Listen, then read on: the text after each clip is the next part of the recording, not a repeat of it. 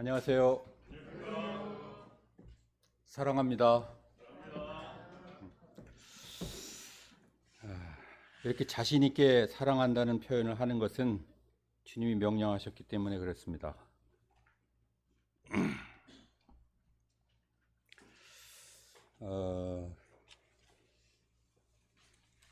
준비한 말씀을 전하도록 하겠습니다. 골로새서 2장 6절 7절 말씀입니다.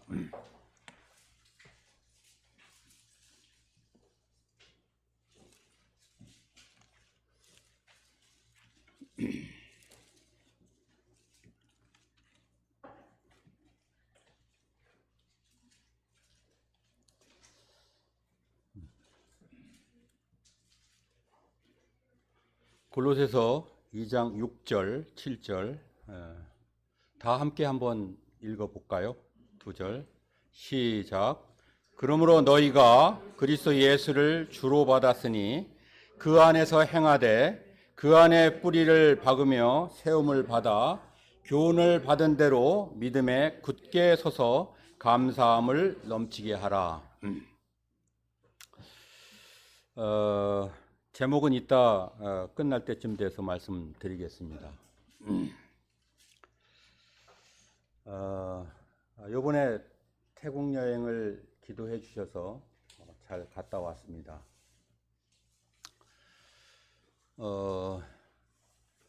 3대가 여행을 갔다 왔습니다. 손자들하고 자녀들하고 저희 부부하고 이렇게 8명이 태국 여행을 갔다 왔는데요. 다 말씀드릴 수 없고 한 가지 에피소드 한 가지만 말씀드리고 말씀을 시작하겠습니다. 제 손자가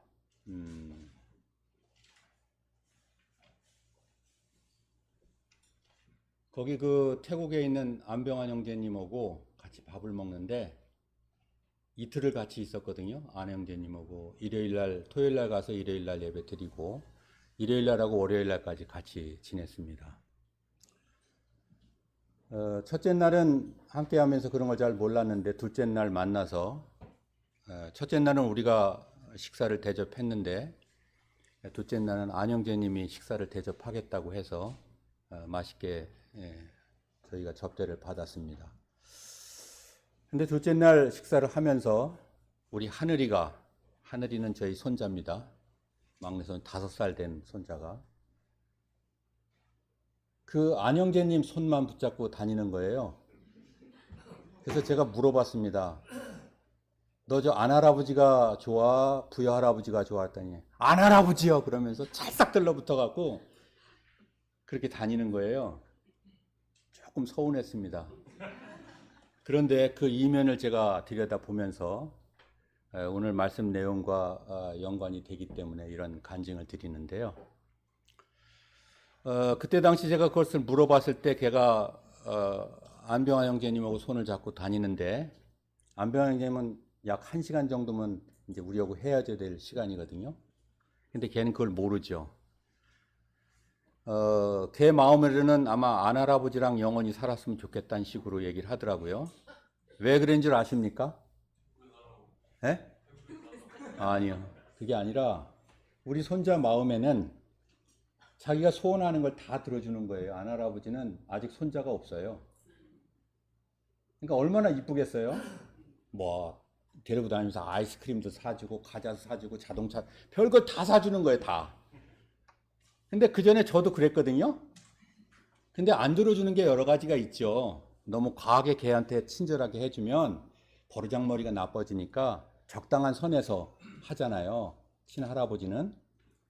그리고 이제 자녀들도 막잖아요. 거기까지는 해주지 말라고 이렇게.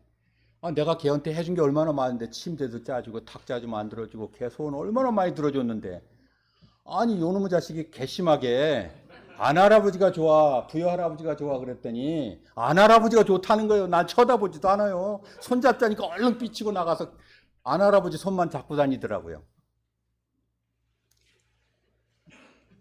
걔가 그래서는 안 되잖아요. 괘씸해진 거잖아요. 그잖아요? 그런데 그 아이를 보면서 제 모습을 보게 됐습니다. 제 모습을. 주님이 저를 위해서 십자가를 지시면서 제 생명을 구속하셨는데, 그리고 그 예수님이 저를 위해서 하신 일을 잃어버리고 세상의 것들이 나한테 딱 밀려오면 주님은 나 몰라라 하고 내가 그것을 좋아하는 내 모습을 보게 됐다는 것입니다. 우리는 그래요. 그렇게 어리숙해요. 그 아이는 한 시간 후에면 그 안할아버지는 영원히 만나지도 못할 그런 사이일 수도 있는데, 안할아버지가 지금 자동차 사주고 아이스크림 사주고 그러는 거에서 미혹돼서 그냥 좋아한다는 것입니다. 진짜 할아버지는 미워하고 덜 좋아하고 내 모습을 보게 됐다는 것입니다. 이번 여행에서 얻은 것들이 참 많은데요. 그런 것들은 나중에 할 수 있으면 하고, 오늘은 말씀을 증거하도록 하겠습니다. 그러므로 너희가 그리스도 예수를 주로 받았으니, 여기서는 요 한 구절에서는 우리가 칭의를 받았다는 내용입니다. 이것이 얼마나 중요한가 하면 우리 신앙생활의 모든 것을 좌우하는 것이 바로 이것입니다. 제가요, 이 말씀을 외우기 위해서 수없이 메모장에 쓰고 하다가 어느 날 메모장에 쓴 이 말씀을 딱 보는 순간 제가 깜짝 놀랐습니다. 왠지 아세요? 내가 뭐라고 써놨냐면, 너희가 예수 그리스도를 주로 삼았으니, 이렇게 써놨더라고요. 그래서 내가 메모장을 보다가 이게 사실인가, 그리고 성경을 다시 찾아봤어요. 근데 주로 받았으니하고 주로 삼았으니하고 어떻게 틀릴 것 같아요? 차이가 없을 것 같습니까? 너무 크지요? 내가 그래서 이런 실수를 해놓고 새로운 것을 보게 됐습니다. 나는 주로 예수 그리스도를 주로 받은 게 아니라 삼았다는 말을 내가 그렇게 표현 안 했어도 그렇게 살았구나.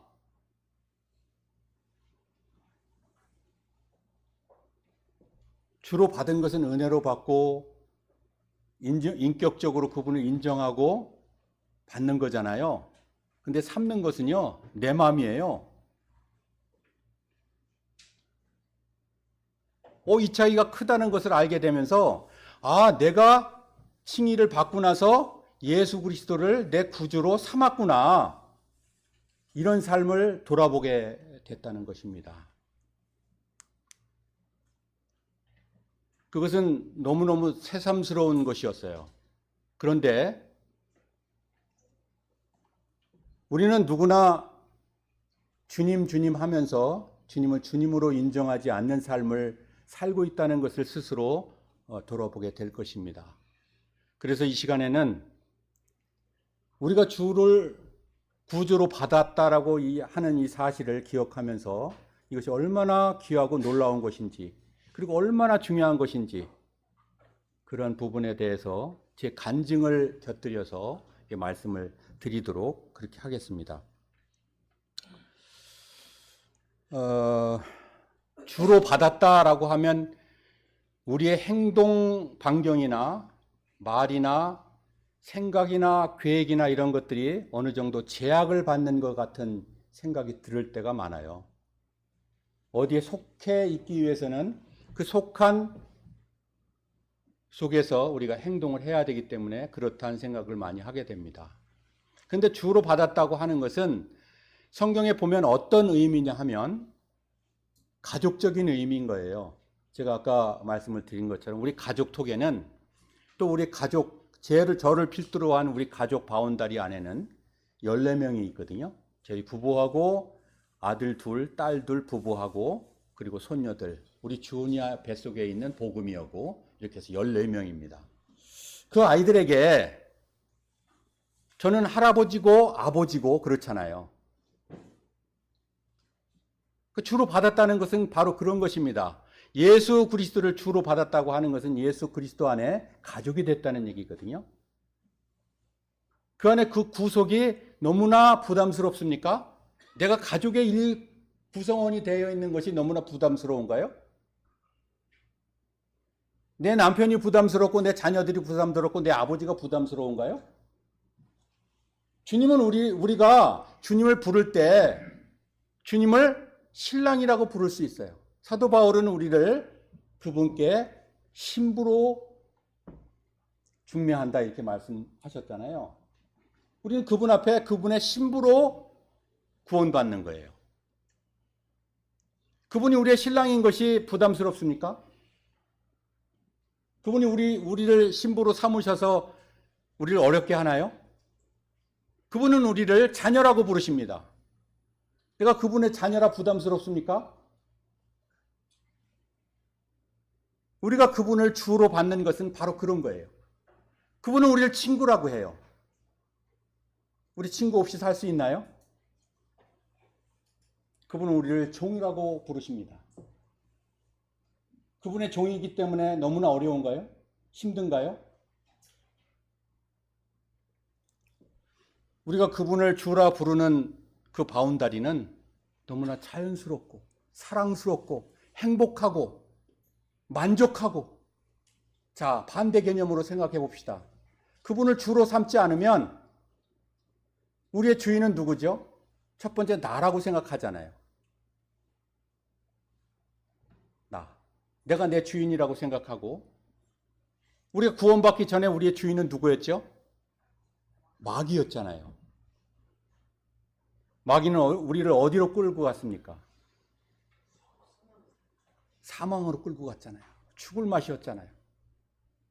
근데 그 이후에 그 주님을 주로 영접하지 아니하고, 영접했다 하더라도 인정하지 아니하고 여전히 내 마음대로 내 생각대로 내가 하게 되면 얼마나 어려운지 모르겠습니다.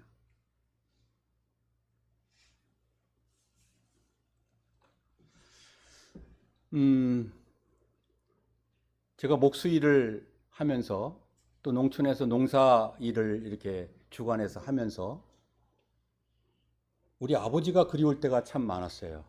육신의 아버지가. 우리 아버지는 저를 나중에는 말년에는 어렵게 하셨지만 그 전에 정말 자상하시고 너무나 사랑이 많으신 그런 아버지셨거든요. 그 아버지가 저에게 하시는 말씀이 내가 너한테 뭘 도와줘야 되겠느냐 그러시면서 소도 언덕이 있어야 비빈다. 아버지가 네 언덕이 되고 싶다라는 말씀을 많이 하셨어요. 그 어려울 때, 힘들 때, 버거울 때 아버지가 생각난 것은 왜냐하면 여쭤보고 싶어서. 농사일을 할 때 내가 아버지를 거들어드리는 것은 쉬워요. 근데 내가 주관해서 하는 것은 어렵더라고요. 파종을 언제 해야 되는지, 언제 캐야 되는지, 언제 어떻게 해야 되는지 주관적으로 하는 것은 정말 힘든 일이에요.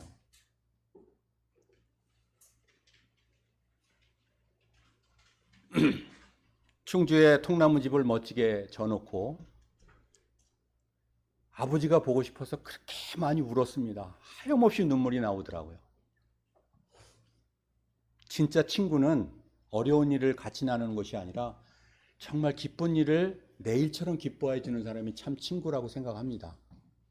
근데 가만히 내가 이렇게 버젓하게 통나무집을 져놓고 내 가정을 꾸리고 사는 것을 보면서 가장 기뻐하실 분을 생각해 보니까 우리 아버지더라고요. 자, 내가 이 세상에서 주님을 주로 인정하고 사는 삶에서 내가 잘 되면 누가 제일 기뻐하실까요? 주로 인정되신 그분이 가장 기뻐하시는 것입니다. 자, 한 가지 예를 들어 보겠습니다. 우리 기도하잖아요. 기도.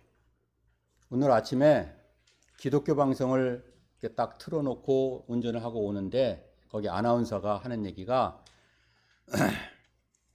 주여 우리의 기도를 들어주시옵소서. 그 얘기를 딱 하는데 귀에 딱 거슬린 거예요. 그 자매 보고 뒤에 앉아있는 자매 보고 정자매 저 말이 맞아? 그때 우리 정자매도 딱 반색을 하면서 틀리죠. 왜 틀리는지 한번 얘기를 해봐. 그랬더니 저거는 자기 소원을 들어달라는 얘기잖아요. 자기 생각을 이해해달라는 얘기잖아요. 주님, 내 말 안 들으면 안 됩니다. 이것은 주로 삼는 거예요. 받는 게 아니라. 그렇잖아요. 그 기도 자체가. 주님, 우리 기도를 안 들으시기 때문에 기도 들어달라고 하나요? 기도가 뭐죠? 내 생각을 접고 주님의 생각을 따르겠습니다 하는 거 아니겠어요? 자, 내 기도를 한번 생각해 봤어요. 내 기도를. 얼마나 내가 주님을 주님으로 인정하지 않는 기도를 많이 하는가. 주님은 내 생각을 들어주셔서 내 뜻대로 해달라는 기도를 얼마나 많이 하는가. 제가 이런 얘기를 해도 되는지 모르겠는데, 기쁨이가 암으로 아파서 유방암을 걸려서 병원 생활하면서 아이들을 돌볼 수 없고 너무너무 어려운 상태에서 간절히 기도했던 것은, 주님, 저 아이들이 어리잖아요. 손자들이 어린데 쟤를 좀 살려줘서 쟤네들 케어해서 올바로 키울 수 있게 우리 기쁨이를 살려주세요 라고 기도를 많이 했던 것 같아요. 근데 기도 중에 제가 돌이킨 것이 있습니다. 주님 뜻대로 하십시오. 그러면서 제 마음이 한껏 편했어요.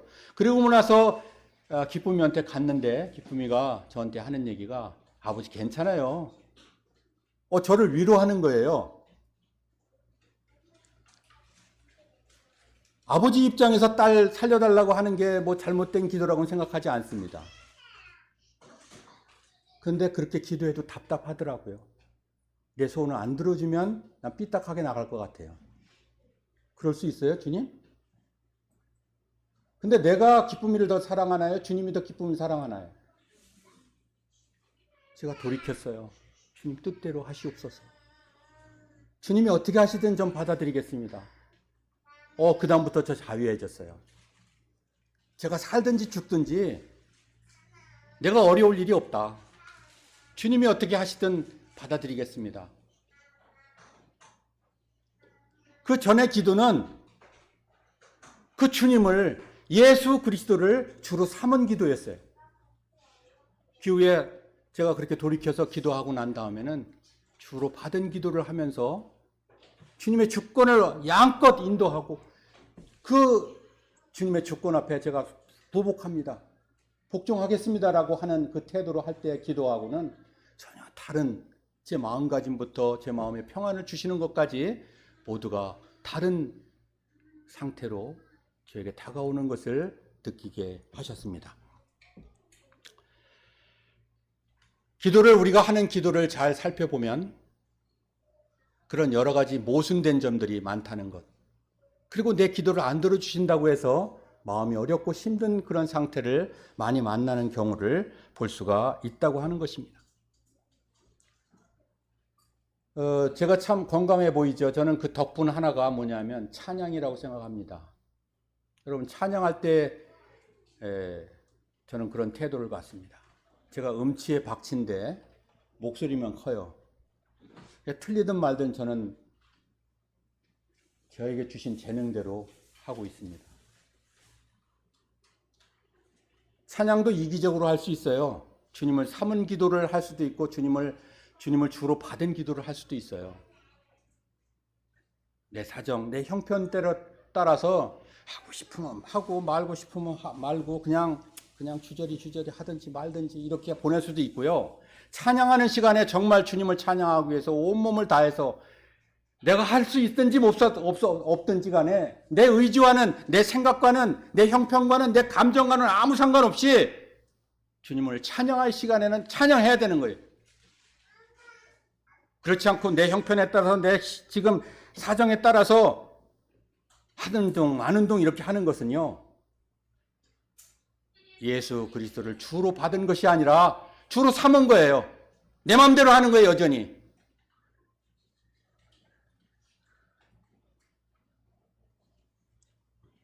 그것뿐인가요? 예배도 마찬가지예요. 내 형편에 따라서 하는 것이 아닙니다. 이건 하라고 명령된 거예요. 그분이 반드시 받아야 할 그 예배를 주님 받으실 수 있는 거예요. 나는 원래 못해. 그건 아닌 것입니다. 봉사.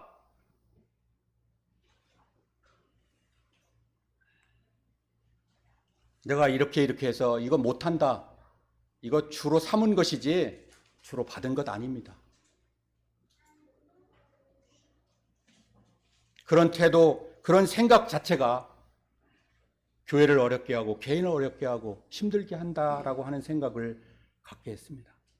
그래서 누굴 봐서가 아니라 내 모습 속에서 그런 것들을 봤다고 하는 것입니다.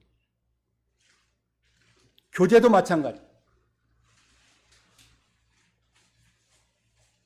우리가 오늘날 주님을 예수 그리스도를 주로 받은 것인지 내 마음대로 주를 구주로 삼았다가 말았다고 하는 태도로 신앙생활을 하는지를 주님이 보게 하셨다고 하는 것입니다.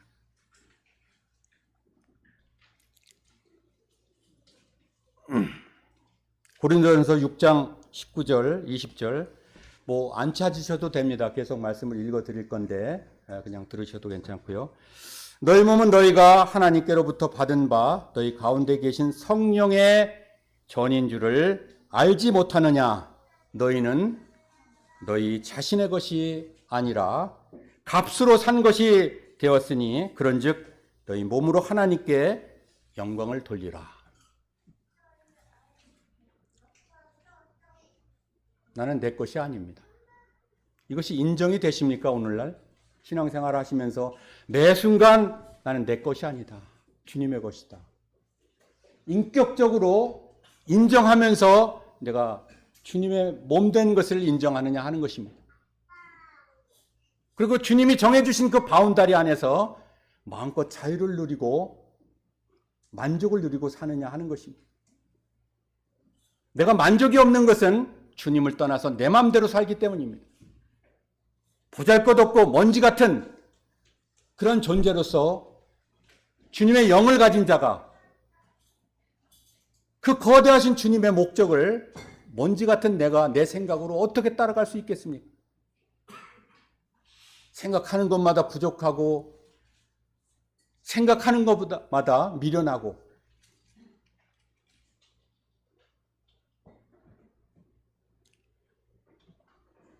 어제 저녁 늦게까지 밤 늦게까지 잠을 못 잤습니다. 이 말씀을 묵상하는데 주님이 잠을 재우시질 않아요. 그분이 나를 신부로 삼으셨다는 이 계획, 이것을 생각하면서 먼지만도 못한 마른 뼈다귀만도 못한 내가 나 자신을 어떻게 챙겨서 갈 수 있겠습니까? 천지를 창조하시고 모든 인류를 다 모아놔도 그분이 우리의 가장으로 주인으로 충분히 모든 것들을 다 감당하실 수 있는 그분. 제가 아까 간증을 드린 대로 14명의 가족이 제 가족으로 제가 인정하는데 그들도 제가 다 책임을 못 져요. 아들이 어떻게 사는지, 며느리가 무슨 생각을 하는지, 손자가 무슨 생각을 하는지 전혀 모르잖아요. 차를 타고 가는데요. 우리 큰아들하고 깊은 얘기하고 싶어서 말 한마디 꺼냈다가 제가 사과했어요. 아버지 어렸을 때 저한테 한 얘기가 있잖아요. 아버지가 한 소행이 있잖아요. 저 때렸잖아요. 이런 얘기하면서 막 우는데요. 그때 저 무슨 생각했는지 아세요? 이래가면서 얘기를 하는데요. 저 생각도 안 나요. 제 가족이지만 저보다 더 사랑하는 아들이지만 제 아들이 그런 생각 갖고 있는지 전혀 몰랐어요. 얼마나 많이 사과를 했는지 몰라요. 미안하다고. 네. 이렇게 어리숙하고 정말 미미한 이 존재가 14명을 다스리기도 어렵잖아요. 살피기도 어렵잖아요. 근데 예수 그리스도께서는요. 온 인류를 다 가족 삼으셔도요. 한 사람 한 사람의 모든 마음을 다 아셔요. 그분이 나를 책임지는 것과 먼지만도 못한 내 인생을 내가 책임지는 것과 비교가 될 수 있겠습니까? 이 예수 그리스도를 어떻게 주로 받는 것이지 어떻게 주로 삼을 수 있느냐 하는 것입니다. 받았다고 인정하면서도 그거 부인할 때 얼마나 많아요. 지금 잠시 계시라고 말씀은 그렇지만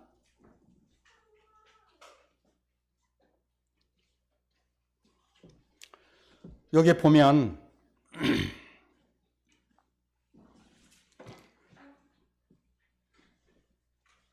우리를 성령의 전이래요. 그리고 너희는 너희 자신의 것이 아니라고 분명하게 말씀하십니다. 이거 인정하기 힘드세요? 너희는 너희 자신의 것이 아니래. 그러면서 또 그것을 잊을까 봐 또 말씀하셔요. 값으로 샀대요. 정정당당하게. 이 법적인 문제로도 하자가 없는 거예요. 변명의 여지가 없어요.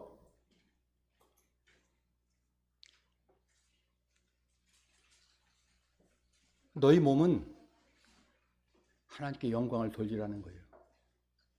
그거밖에 할 게 없어요. 내가 잘 먹고 잘 살자고 위해서 내 것 갖고 내가 하는 마음대로 하는데 이런 마음 자세가 예수 그리스도를 주로 받은 사람의 생각과 행동이 아니죠.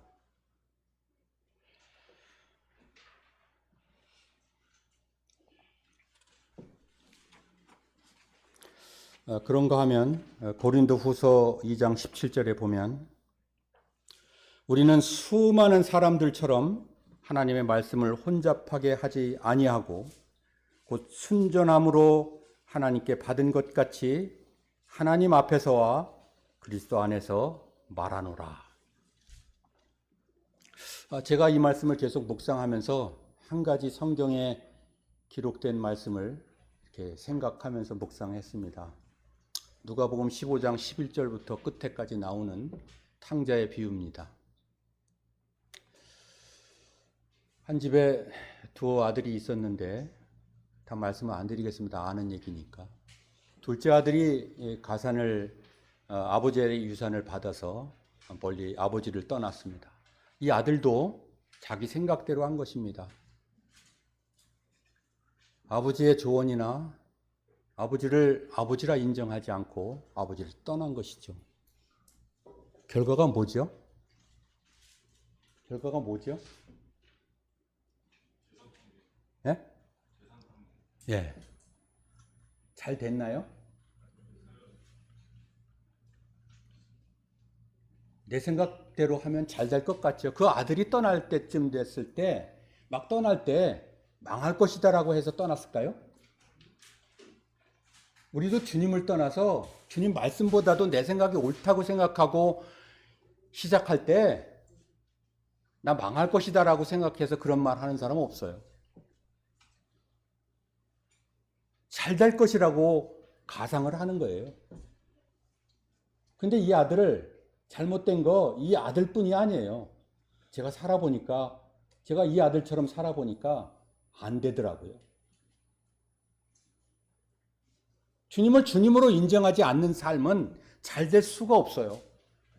잘 돼도 그것은 잠시뿐이죠. 두 번째, 큰아들을 한번 살펴봅시다.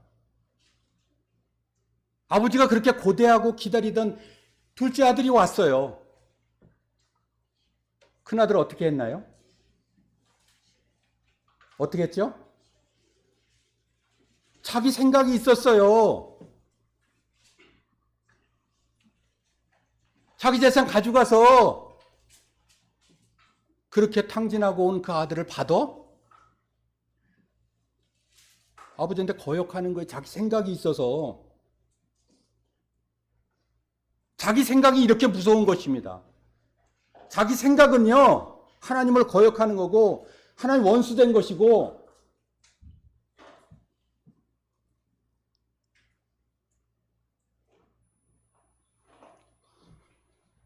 여기서 내가 말하는 것 자체, 생각하는 것 자체를 내가 지금 하는 생각, 말하는 것이 하나님 앞과 예수 그리스도 안에 있는 자로 말하느냐, 이것을 점검할 필요가 있다고 생각이 됩니다. 제가 전번 주인가 그 전번 주인가 주일날 오후에 간증을 했어요. 대부분 못 들으신 분들이 있어서 다시 한번 하면, 그 닭장 있잖아요. 닭장. 게사라고 하잖아요. 그게 한 동이 500평이에요. 500평. 그냥 끝에서 끝이 안 보여요. 그렇게 큰 게사를 졌는데, 거기에 6명인가 동원이 돼서 일을 하는데, 저는 그 판넬을 잘라주는 역할을 하기 위해서 갔어요. 자르는 사람이 없으니까 와서 잘라달라고, 그냥 예비군처럼 와서 그것만 잘라주고 가면 된다 이렇게 해서 갔습니다. 그랬더니 거기 온 사람들이 수원에서 온 사람이고 서천에서 온 사람이고, 내가 이제 부여에서 우리 동네에 그 게사를 졌으니까 이렇게 이제 여러 군데서 모였죠. 이제 같이 일하던 사람들이 아니기 때문에 서로 잘못을 다 떠넘기는 거예요. 네가 잘못했으니까 이렇게 됐지. 이게 막 원망하고 말들이 얼마나 험악한지, XX부터 시작해서 XX로 끝나는 거예요. 나중에 들어주기가 너무너무 힘든 거예요. 근데 이때 이 말씀을 막 제가 묵상하고 있었어요. 하나님 앞과 예수 그리스도 안에서 말하라. 그래서 그날 이 말씀을 외우면서 가갖고 그 현장에 갔는데 할 말이 없더라고요. 할 말이. 근데 한마디 한마디 할 때마다 이 말씀이 생각이 나서 내가 막 그냥 자연스럽게 인간적인 자연인으로서 나올 수 있는 말들을 다 자제하게 하시더라고요. 그걸 느꼈어요. 주님이 막으시는구나. 이 말을 하지 말. 그럴 때 많잖아요, 우리가.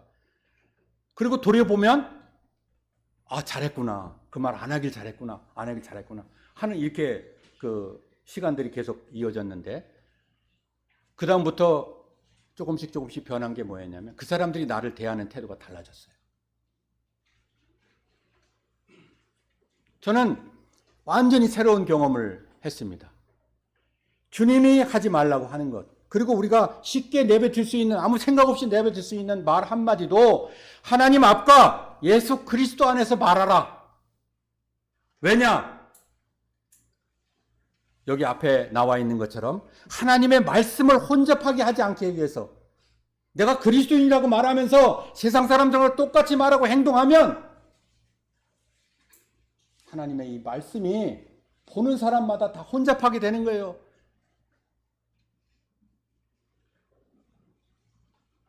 우리가 주님으로 인정하지 않는 그 삶 자체가 그렇게 드러난다고 하는 것입니다. 너희들이 하고자 하는 것이, 너희들이 주장하는 것이, 너희들이 전하고자 하는 것이, 너희들의 삶이 뭐냐 이게 도대체. 나도 그렇게 사는데 너도 그렇게 살고, 네가 말하는 게 도대체 요자가 뭐냐? 혼돈스럽다 이겁니다. 여기 주님이 하나님의 말씀을 혼잡하지 아니하고 순전함으로 하나님께 받은 것 같이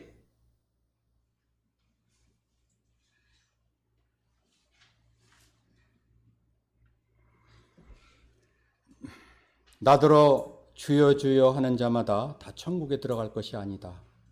다만 하늘에 계신 내 아버지의 뜻대로 행하는 자라야 들어가리라. 구도자들에게만 필요합니까?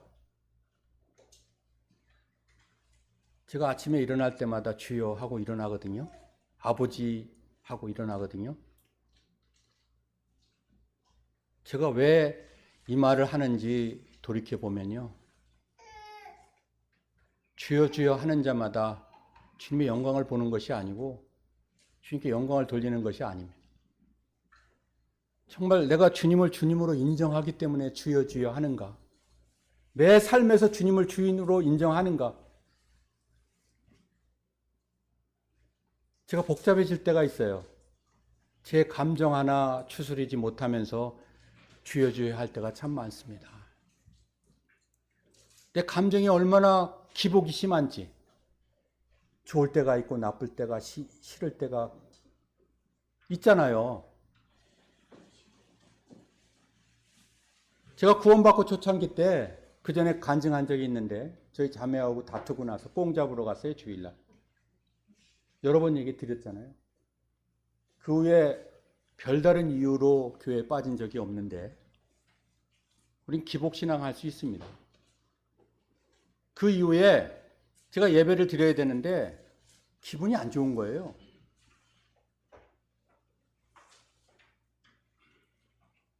그래서 예배를 안 드렸어요.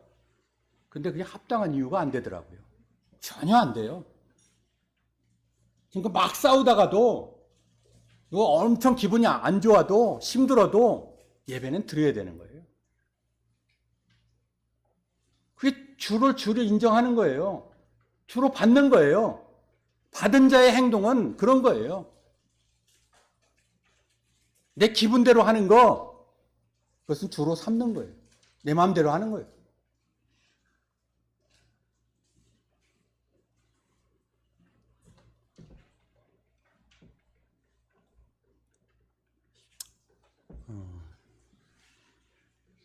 그 뒤에 보면 그 안에서 두 번이 반복이 됩니다. 그 안에서 행하되, 그 안에서 이렇게 나오는데 그 안은 제가 아까 말씀드린 대로 경계선입니다. 마지노선이에요. 그 안을 떠나면 우리는 망하는 거예요. 우리는 외로운 거예요. 우리는 힘들어요. 그 안을 떠나면.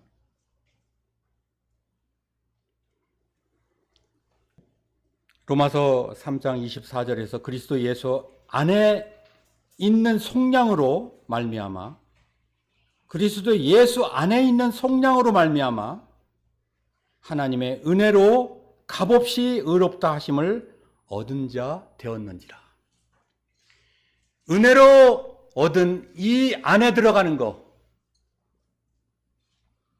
은혜로 이 구속 안에 들어가는 거, 주님이 은혜로 주셨기 때문에, 강권하신 그 은혜로 주셨기 때문에 우리는 이 안에 있는 것을 어느 때는 불편해할 수도 있습니다.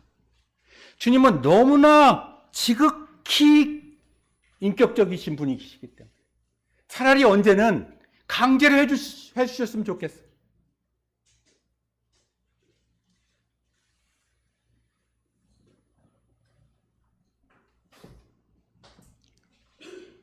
이 바운다리, 이 경계, 이 안에 넣기 위해서 주님은 십자가를 지셨다는 것입니다. 핏값으로 우리를 사셨다는 것입니다.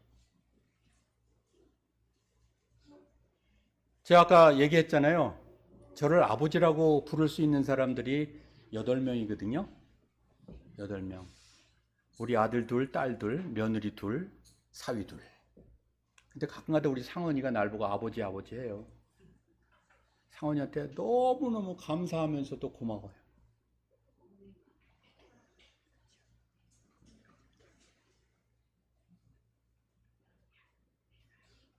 아무나 아버지라고 부르는 게 아니에요.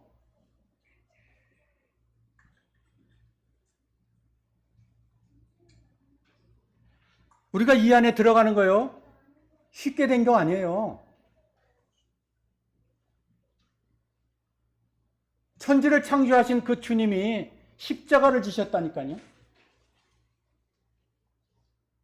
정정당당하게 그분이 핏값으로 우리를 사셨다니까요.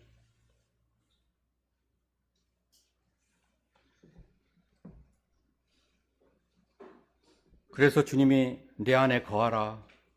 나도 너희 안에 거하리라. 이게 개인적인 그리스도인의 주님과의 관계입니다. 이게 기본이 돼야 되는 것입니다. 가지가 포도나무에 붙어 있지 아니하면 스스로 열매를 맺을 수 없음같이 너희도 내 안에 있지 아니하면 그러하리라.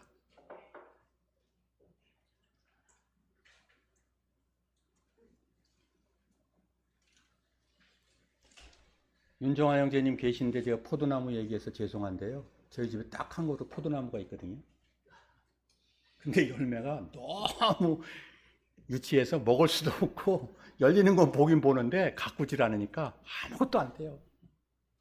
그래서 내가 가지를 잘라놨어요. 한 이틀 되니까 비실비실 말라서 누렇게 되더라고요. 비실비실 말라서 누렇게 된 가지에서 저 포도나무 본 적이 없어. 포도 열리는 거 본 적이 없어요. 이거 누구나 인정하는 거잖아요. 이거 믿음으로 안 받아도 돼요. 상식으로 받을 수 있잖아요. 그죠? 잘라진 가지에서 포도 열릴 수 있나요? 이 믿음으로 볼 필요도 없는 거예요. 상식적인 거잖아요. 나 떠나서 열매 생각지도 말라는 거예요.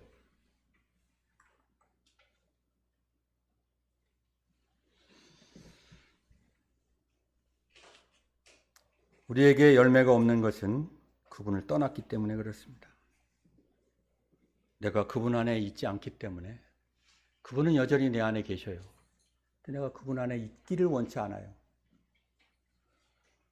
우리 하늘이가 안할아버지가 더 좋다고 내 손을 벗어나면 1시간 후에 떠날 건데 건방진 놈이 나를 떠나?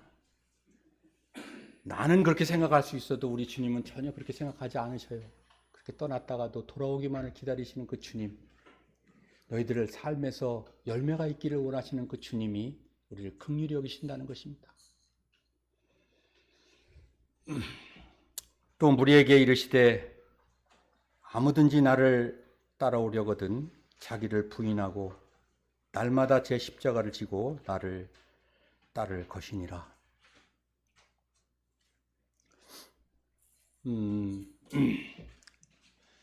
나를 부인하는 일이 쉬운가요?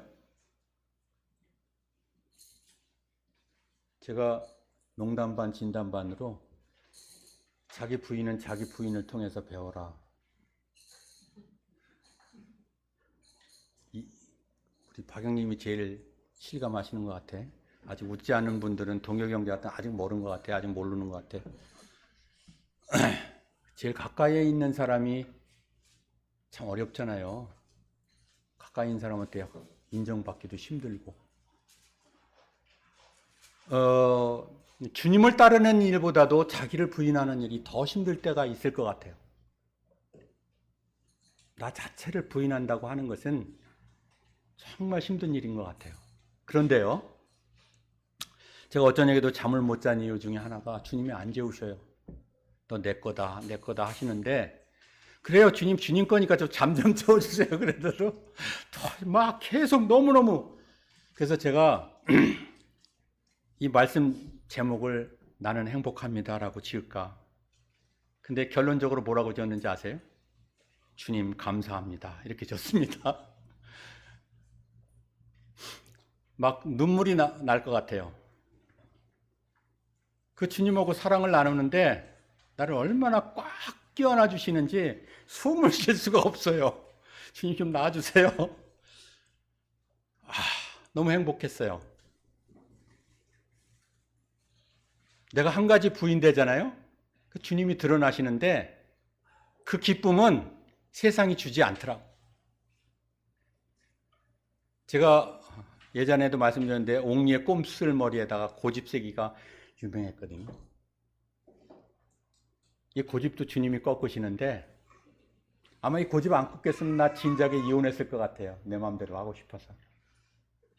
근데 고집이 하나하나 꺾어질 때마다 평화가 오고 자유가 오고 만족이 오고 얼마나 좋은지 모르겠어요.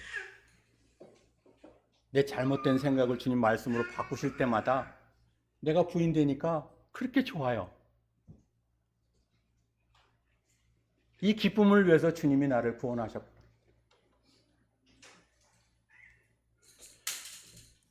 제가 날마다 큐티하는 책에 보니까 주님이 그렇게 말씀하시더라고요. 너를 구속한 것은 너를 주님의 소유 삼기 위해서 구속하셨다. 다시 한번 말씀드리겠습니다. 너를 구속한 것은 너를 주님의 소유 삼기 위해서 구속하셨다라고 하는 거죠. 난 내게 아니에요. 주님 것입니다. 그러기 위해서는 내가 부인되지 않으면 주님의 것이 안 되더라고요. 여전히 내 주장으로 내가 어렵게 살더라고요. 그것을 한없이 주님은 불쌍히 여기시는 거예요. 저놈이 돌아오기만 하면 되는데.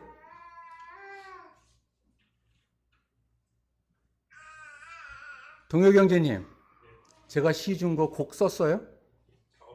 작업하고 있어요? 마태복음 11장 28절을 보는데 눈물이 나오더라고요. 그 시를 써주면 곡을 붙여준다고 그래서 해놨는데 안 해주네. 어렵죠? 나는 AI로 그냥 하는 줄 알았더니 아니구나. 거기 보면요, 수고하고 무거운 짐진들아 다 내게로 오라. 그냥 가기만 하면 돼요, 그분한테. 근데 우리 가기 싫어하잖아요. 존심도 있고 내 생각도 있고 그렇잖아요. 가기만 하면 돼요. 수고하고 무거운 짐진들아. 거기에 조건이 없어요. 한 30만 원 정도 갖고 와. 내가 봐줄게 너. 조건이 아무것도 없어요. 그냥 수고하고 무거운 짐진들아 다 내게로 오래요. 그 말 듣고 가보셨어요? 어렵고 힘든데 가보셨어요? 저는 자주 갑니다.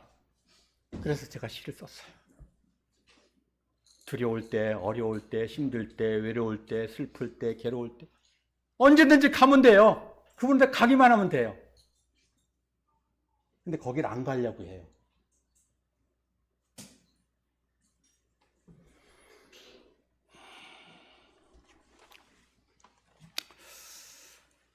그 뒤에 보면 7절에 보면 또 그 안에서 그 안에 뿌리를 박으며 여기서부터 이제 성화에 대한 얘기입니다. 성화. 6절에서는 칭의 그 기본으로 이루어졌다면 주님이 이제 그 다음 삶을 주님이 성화시키시는데 여기 이제 뿌리가 내려야 되겠죠. 너무 방대한 얘기고 그래서 제 간증을 조금씩 곁들이면서 이렇게 말씀을 드리겠습니다. 우리가 아직 죄인 되었을 때 그리스도께서 우리를 위하여 죽으심으로 하나님께서 우리에 대한 자기의 사랑을 확증하셨느니라. 이 말씀은 제가 구원받은 말씀입니다. 한 7개월, 8개월 정도를 7개월에서 한 8개월 정도를 복음을 계속 들었는데 수없이 세어보지 않았기 때문에 수없이 반복해서 복음을 듣고 보다 보니까 제가 죄인인 것도 인정하고 주님이 좋다는 것도 인정하고 주님이 십자가를 지신 이유도 왜 지셨는지 다 알겠는데 시공을 초월한 믿음이 없었어요. 저는 2000년 전에 그것도 나하고 아무 상관이 없는 나라에서 나를 모르는 예수라는 사람이 나를 위해서 십자가에서 못 박혀 죽으셨다고? 나 뭔 관계가 있는데 참 좋은 분인 건 알겠어. 사대 상인이라고 하는 말도 내가 이해를 하겠고 참 좋은 분이다. 거기까지만이었어. 근데 이 말씀을 나를 전도한 전도자가 이 말씀을 읽어주면서 들었을 때 내가 죄인 된 그 상태에서 예수 그리스도께서 나를 위해서 죽으심으로 여기서 우리를 위하여 죽으심으로 그런데 내 이름을 이복용을 위해서 죽으심으로 이렇게 얘기를 하는 거예요. 근데 그 전에 이 말씀을 몰랐던 게 아니에요. 알았었어요. 내가 이 말씀을 듣고 구원받으면서 믿음도 내가 갖는 게 아니라 주님이 주시는 거로구나 하는 것을 알게 됐습니다. 그러면서 하나님께서 나에 대한 자기의 사랑을 확증해 주셨다는 거예요. 나를 사랑해서 그러신 거로구나 하는 것을 받아들이고 인정하고 나니까 그 다음에 요한복음 2장 12절을 이렇게 펼쳐지면서 내가 하나님의 자녀의 권세를 가졌다는 거예요. 하나님 자녀가 됐다는 거예요. 그러네요. 그러고 봤더니 그때부터 계속 복음의 말씀을 보여주는데 그때부터 인정이 되더라고요. 저는 그렇게 구원받았습니다.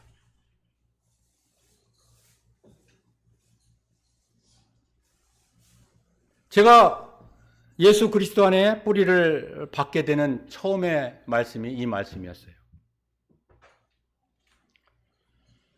그리고 나서 제가 성남 수정교회에서 신앙생활을 했는데 우리 지연이가 여기 있는데 우리 지연이가 내 차를 참 좋아했어요. 저 상대원 높은 데 사는데 제가 제 차 그레이스 옛날에 승합차 갖고 우리 지연이를 데리러 갔습니다. 지연이 어렸을 때죠. 그럼 삼촌 온다, 형제님 온다가 아니라 야, 차 온다. 근데 그 차에다가 이 말씀을 적어 갖고 다녔어요. 제가 코팅을 해서 뒤에다가 딱 얼마나 좋은지. 십자가의 도가 멸망하는 자들에게는 미련한 것이요 구원을 받은 우리에게는 하나님의 능력이라. 한참 동안 몇 년 동안을 그 차에다가 딱 적어 갖고 다녔습니다. 뒤에서 내 차를 쫓아오는 사람들이 이 말씀을 듣고 좀 봐라. 나는 하나님의 자녀로서 권세가 있는 사람이고 능력이 있는 사람이다. 이것을 믿지 않는 사람들은 미련한 사람이다 라고 하는 도전을 하기 위해서 이 말씀을 꼭 붙이고 다녔어요. 저 확실히 구원받은 거 맞죠? 많은 사람들에게 이 말씀이 도전되기를 위해서 차에다 딱 붙이고 다녔어요. 그러면서 이 말씀에 있는 대로 나는 십자가에 못 박힌 사람이다라고 하는 것이 제 뿌리가 됐습니다. 그래서요, 저희 집은 조상 대대로 조선 왕조 시대 때 우리 할아버지가 말죽거리 지나서 판교 성남에 쫓겨와서 거기에 시족사회를 이루고 살았어요. 전준희 씨가.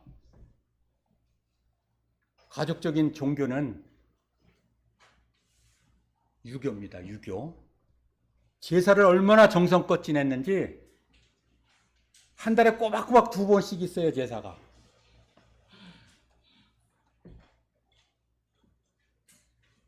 그런데 제가 구원받자마자 문제가 많이 발생했어요. 아버지가 돌아가시고 형님이 돌아가시고 작은아버지가 돌아가시고 할머니가 돌아가시고 다 돌아가시는데 사람들이 입방아 찍기를 뭐라 그러냐면 저 새끼가 예수 믿어서 그렇다고, 저 집 망했다고. 아버지가 돌아가셨는데 형님은 병원에 계시고 내가 상주잖아요. 저놈의 자식이 아버지 돌아가는데 절을 안 하네. 뻐젓이 서서 제일 큰 형님 대용이 형이 복룡아 절해라. 아버지 마지막 가시는 길이다. 절해라 이놈아. 저 쌍놈 저 불쌍놈 저놈 새끼. 그냥 침을 뱉고 가버린 거예요. 자, 제 믿음 대단했어요. 저 그때 구원받은 지 얼마 안 됐는데도. 제 뿌리가 그겁니다. 타협하지 않았어요.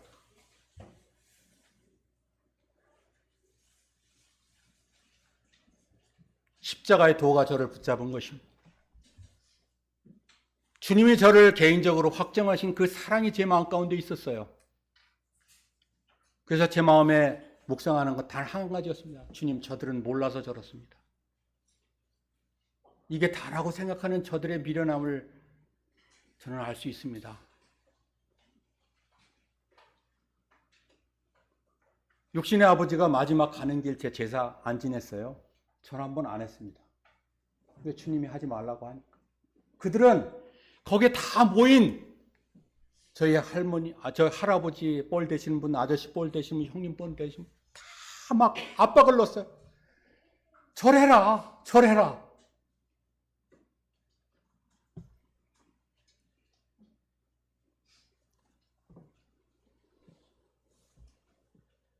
멸망하는 자들에는 미련한 것입니다. 십자가는. 절 안 하는 내가 그들은 미련하다고 생각할 것입니다. 그러나 제가 볼 때는 그들이 미련한 거예요. 주님의 능력으로 저를 지켜주셨습니다. 그리고 자주 제가 간증을 했던 것처럼 하나님을 가까이 하라. 그리하면 너희를 가까이 하시리라.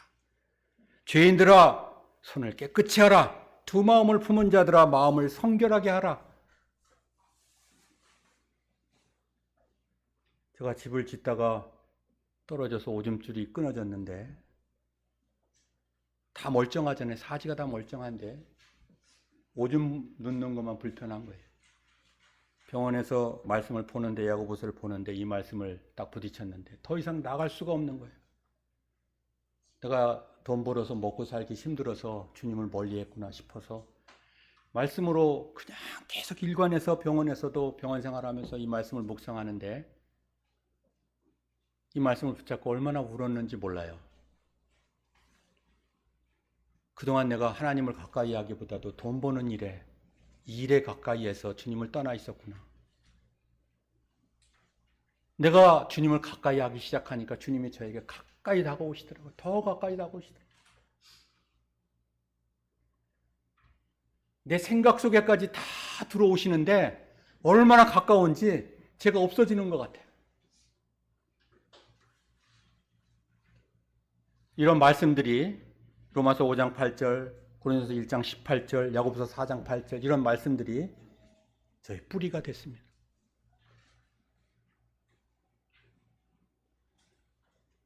이렇게 그리스도 안에서 제가 주님으로 말미암아 뿌리를 받게 하셨습니다.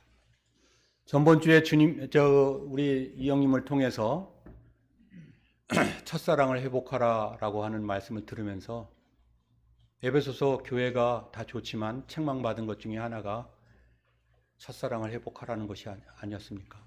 그 말씀을 들으면서도 얼마나 많이 마음에 감동이 되었는지요. 내가 그래요. 첫사랑을 회복하는 것은 말씀을 회복하는 것이고 성도의 사랑을 회복하는 것이고 우리가 구도자들을 위해서 전도를 회복하는 것이다 이렇게 말씀을 하셨어요. 많은 찔림이 됐고 많은 마음의 도전이 되었습니다.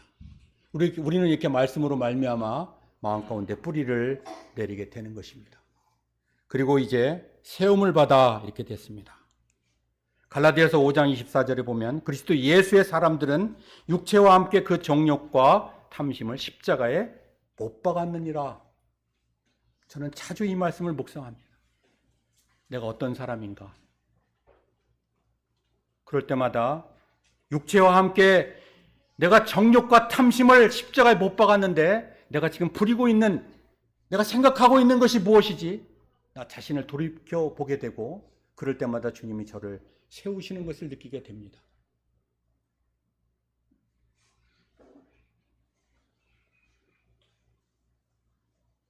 어저께 대전에 여기 저 건양대 병원 뒤에 큰 무슨 예식장인데 큰 예식장이더라고요.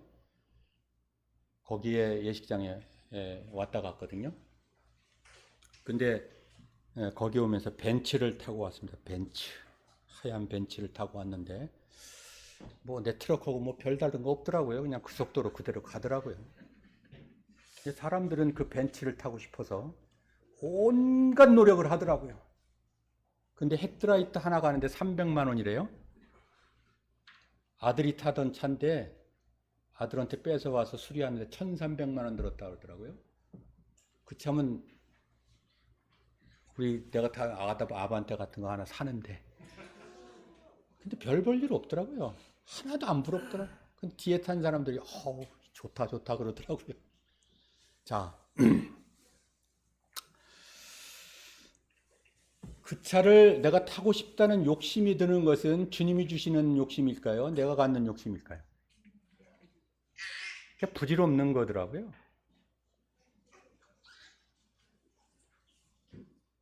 그런 정과 욕심을 십자가에 못 박았다라고 하는 것이 말씀은 그렇지만 내 삶은 다르다라고 생각하는 순간 우리는 예수 그리스도를 주로 삼는 것입니다. 내 마음대로 사는 거예요. 그리고 아무 이상이 없어요. 불편하면 다 불편하게 사는 거고 그냥 약간 뭐 어려우면 어려운 대로 사는 거 다 그렇지 뭐 전혀 그렇지 않아요. 주님은 불편하고 힘들게 살기 위해서 우리를 그분의 속량 삼으셔서 그분의 소유주로 삼으셔서 그분의 자녀로 삼으셔서 그분의 가족 삼은 게 아니에요. 내가 우리 애들 14명 다 편안하게 있기를 원하죠. 아무 불편 없이 힘들지 않게.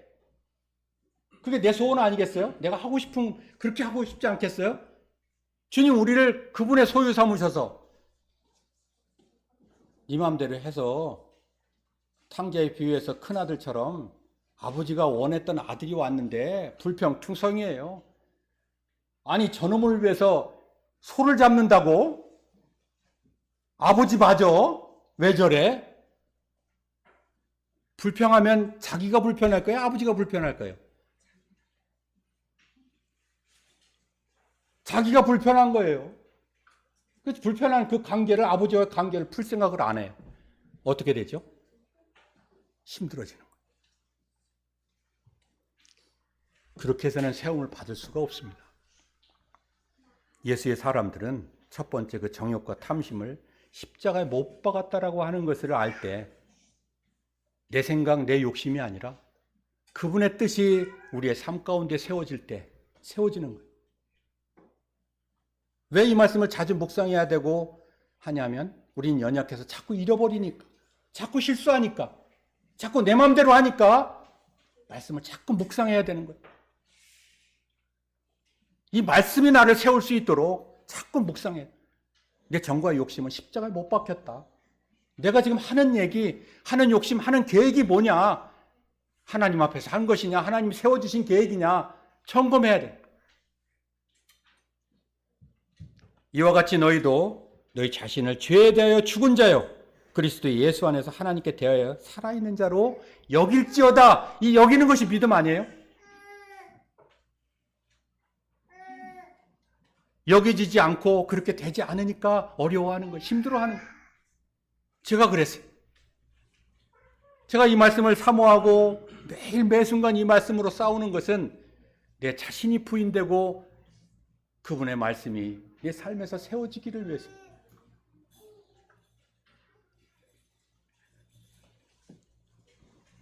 지금부터 한 30년 전에 우리 아이들을 제가 충주에서 딱 20년 살고 왔거든요.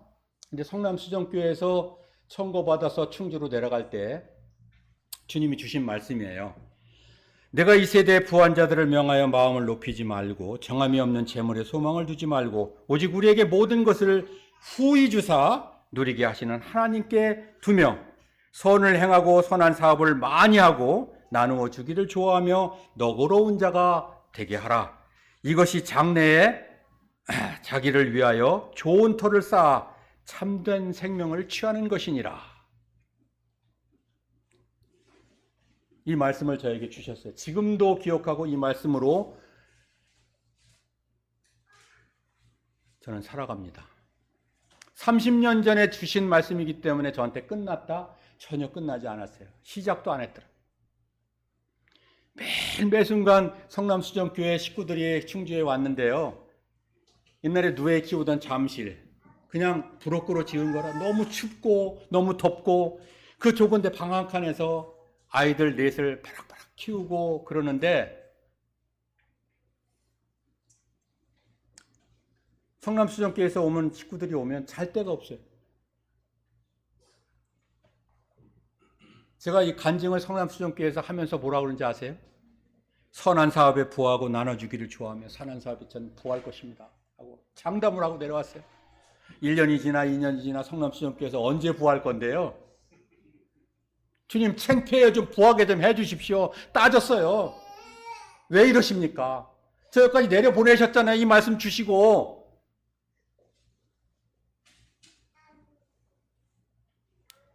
우리 자매가 유아보육과를 나와서 유치원을 한다는 것을 그만두게 하고 실버타운을 하기 위해서 충주의 한 끄트머리에다가 이현영 이제 같이 동조를 했어요. 그때 땅을 사서 거기다가 실버타운을 하려고 내려갔던 거예요. 그게 선한 사업이 돼서 좋은 일을 많이 하려고 내려갔던 거예요.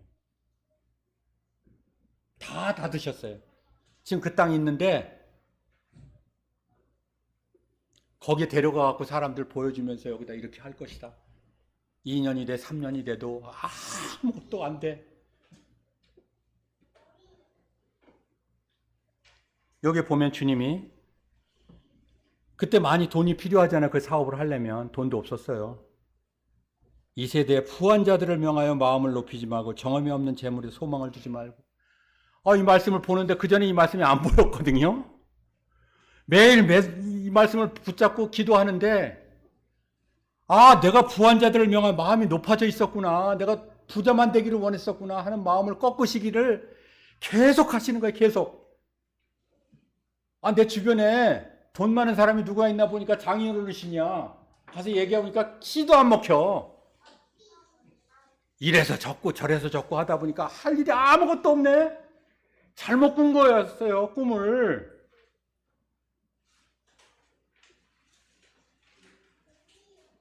소망이 없는 재물에 소망을 두지 말래요. 정함이 없는 재물에 깨끗한 돈. 이 마음을 꺾는데요. 쉽겠어요? 애들 다 데리고 내려와서 애들은 애들 낳으면 다 서울로 교육시키기 위해서 우리 저 처자들이 그러는 거예요. 다른 사람들은 다 애 낳으면 서울로 교육시키게 다 가는데 산속에 데려와서 책임지도 못할 애를 낳아갖고 어떻게 하려고 그러냐는 거예요. 광수 형님 와갖고 전쟁고 어디 갔냐는 거예요. 학원을 보내라, 학교를 보내, 아무것도 안 보내는 거예요. 그냥 시골에 그냥 방치된 상태에서 애들이 그냥 손 다 터지고 막 이렇게 키우는 거예요. 우리 애들 다 그렇게 컸어요. 학원 한 번도 안 다녔어요. 아무것도 안 했어요. 어떡하려고요? 왜 책임지도 못할 애들을 넷이나 낳냐는 거예요. 막 원망하는데 빨리 서울로 가라는 거예요. 교육시켜야지. 여기서 뭐 하냐는 거예요. 주님이 이 말씀 주셨는데 하나도 안 이루어지잖아요. 갈등이 얼마나 많이 나겠어요. 얘들 잘못되면 어떡하나, 내 탓인데 어떡하나. 어떻게 할 수가 없어요. 막.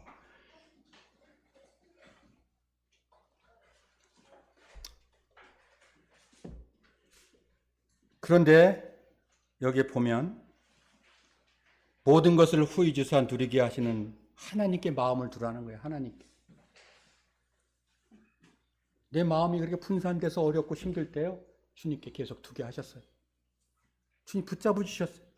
선을 행하고 선한 사업을 많이 하고 나누어 주기를 좋아하면 너그러운 자가 되라. 내가 너그럽지 않았어요. 이런 너그러움이 뭔지, 선한 것이 무엇인지를 낱낱이 하나하나 주님이 말씀해 주시는데, 그게 20년 동안, 지금도 마찬가지, 이 말씀 묵상할 때마다 감동이 돼요. 이것이 장래에 내가 주님 나라에 갈 때까지 좋은 터를 살아 참된 생명을 취하는 게 바로 이것이다. 주님은 주님의 뜻대로 선한 사업에 부하게 해서 나를 놀랍게 해서 믿음보다도 세상에서 떵떵거리고 잘 살고 좋은 차 타고 좋은 사람 살게도 하실 수 있어요. 근데 주님이 나를 위해서 원하시는 것은 지금의 내 이 꼬라지예요. 이게 좋은 거예요, 주님은. 저는 그걸 믿습니다. 저는 만족해요.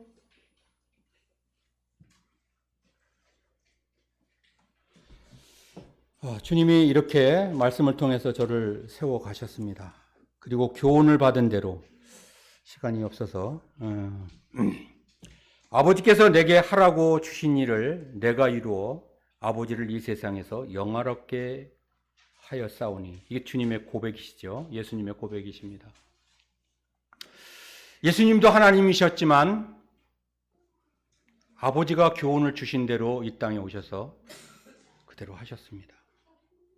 예수님 하나님이신데도 자기 마음대로 하셔도 아무 하자가 없었어요. 그렇잖아요? 근데 아버지가 하라는 대로 했다고 여기 고백하고 계셔요. 아버지께서 내게 하라고 주신 일을 내가 이루어. 그런데 감히 내가 뭔데? 내 뜻대로 해놓고 주님이 하셨다고 할 수 있을까요? 내 뜻대로 해놓고 내 결과를 가지고 하나님께 감히 갈 수 있을까요? 그러면 칭찬받을 수 있을까요? 주님 됐다 하실 수 있을까요? 제가 해보니까 아니더라고요.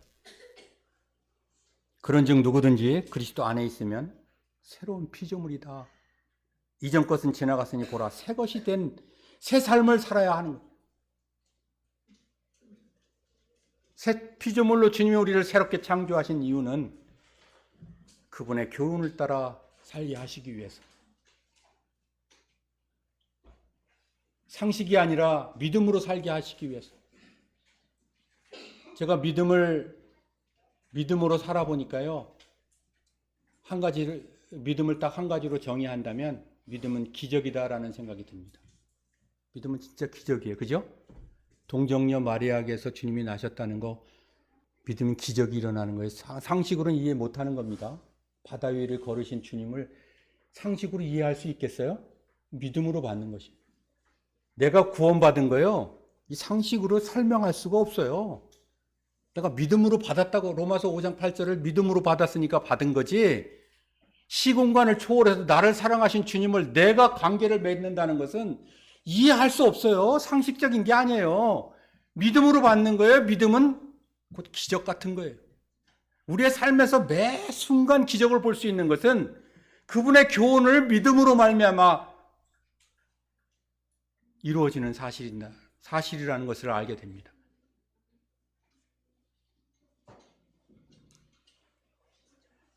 새로운 피조물이기 때문에 주님이 우리를 세우실 수 있는 것입니다. 우리는 그분의 말씀을 믿음으로 새로운 삶을 살게 하시는 것입니다. 그리고 또 한 가지, 이는 우리가 믿음으로 행하고 보는 것으로 행하지 아니함이로다. 이것은 대단히 중요한 저에게 주시는 교훈이 있습니다.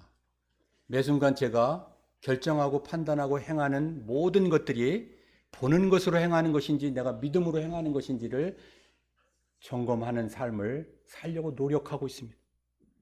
그때그때마다 내가 판단한 것이 믿음으로 한 것이냐,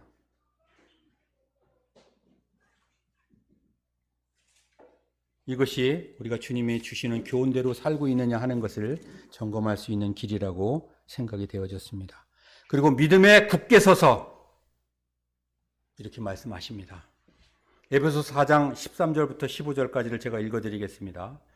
우리가 다 하나님의 아들을 믿는 것과 아는 일에 하나가 되어 온전한 사람을 이루어 그리스도의 장성한 분량이 충만한 데까지 이르리니, 이는 우리가 이제부터 어린아이가 되지 아니하여 사람의 속임수와 간사한 유혹에 빠져 온갖 교훈의 풍조에 밀려 요동치 않게 하려 함이라. 오직 사랑 안에서 참된 것을 하여 범사에 그에게까지 자랄지니 그는 머리니 곧 그리스도라. 믿음은 곧 기적입니다. 주님의 말씀을 믿고 행하는 그 삶이 기적 같은 삶을 우리에게 주시는 것입니다. 내 모든 삶의 변화가 일어날 수 있는 것은 믿음으로 사는 것입니다.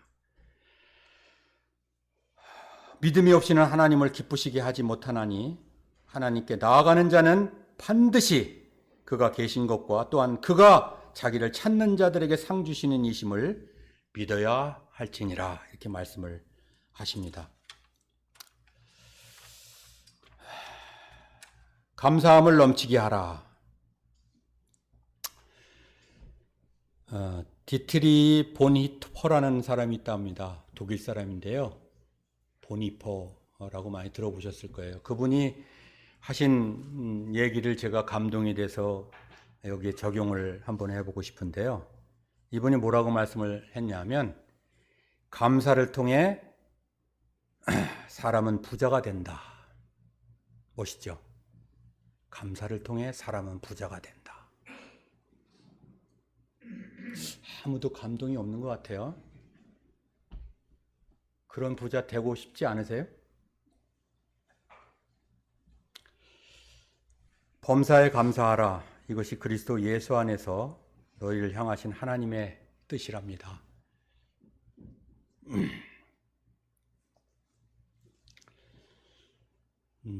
결론적으로 시간이 지났습니다.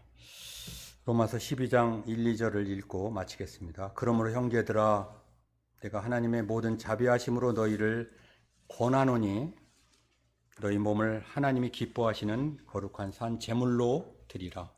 이는 너희가 드릴 영적 예배니라. 너희는 이 세대를 본받지 말고 오직 마음을 새롭게 함으로 변화를 받아 하나님의 선하시고 기뻐하시고 온전하신 뜻이 무엇인지 분별하도록 하라. 감사합니다. 주님 감사합니다. 이것이 오늘 말씀의 제목입니다. 잠깐 제가 기도하겠습니다.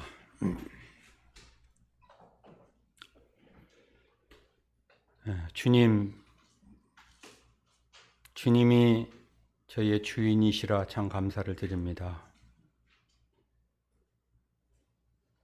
제 삶의 전부를 주님 손에 드릴 수 있어서 감사합니다. 언제 어디서나 그때그때 주님을 주인으로 인식할 수 있어서 참 고맙습니다. 내 마음대로 해놓고 주님 앞에 돌아오면 주님이 주인이라는 사실을 인식할 때마다 감사를 드립니다. 내가 외롭다, 슬프다, 힘들다 싶을 때 내가 주님을 떠났다는 사실을 인식하고 주님 앞에 돌아가면 주님이 저를 받아주시고 또 저의 주인으로서 내가 인정하고 살려고 할 때 주님이 저를 받아주셔서 참 감사를 드립니다. 주님, 저희들은 주님의 핏값으로 사신 바 된 주님의 것입니다. 주님이 저희의 주인이시라는 것이 얼마나 감사가 되는지요. 그 안에서 살아갈 수 있도록 저희들을 뿌리박게 하시고 세우시고 믿음으로 감사한 삶을 살 수 있도록 인도해 주신 주님께 감사를 드립니다. 이 시간을 통해 주님을 기억할 수 있도록 인도해 주셔서 사용할 수 있도록 해주신 주님께 감사를 드리며 예수님의 이름으로 기도합니다. 아멘.